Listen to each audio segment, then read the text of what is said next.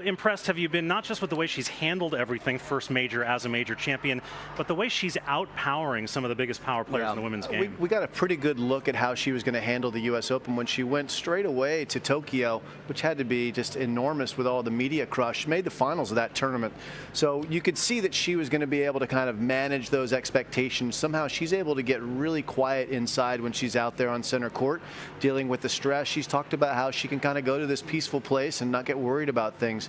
So, you know, the game, it's clearly there, but she's able to actually call it when she needs it, which is really impressive. I just think it's so impressive to back this up. We've seen players break through, male and female, and it takes them a while to adjust to this new life. It's a lot more than just their seeding. There's a lot that comes with being a #1 player, especially when you're from a player like Japan. Our compound here is next to Japanese television, and there is, I mean, an army of reporters that used to be here for Nishikori. Now it's all in Osaka all the time. She walks into the press room and the Japanese media is applauding her. There are a lot of pressures that go with what she's doing here. For her to string together these 6 matches is something. We'll show you her road to this final, and Lindsay, it's been an interesting mix of power players and also a couple of variety players, and she's handled them all. Yeah, the biggest thing for Osaka was getting through that 3rd and 4th rounds where she didn't play her best tennis, and that hasn't always been the case for Osaka, that she's been able to come back after losing the first set. Only did it twice all of last year. Did it in consecutive matches against difficult playing styles.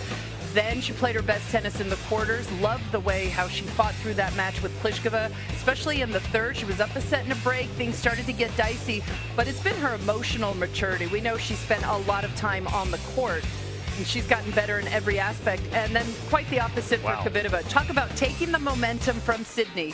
I was concerned she might get a little tired, either physically or mentally, and she has just rolled through this tournament.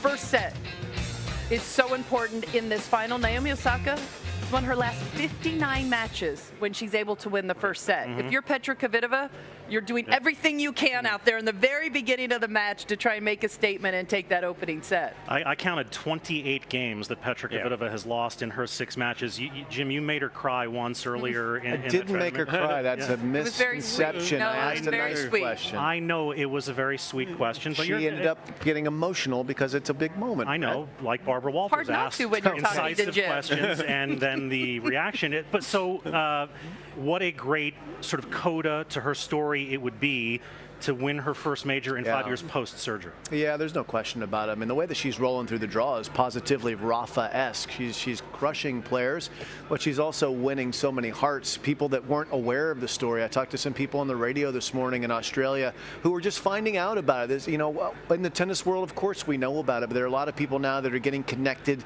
to Petra in a different way, the way that we've been long connected to her. So I think that this is what she calls her second career.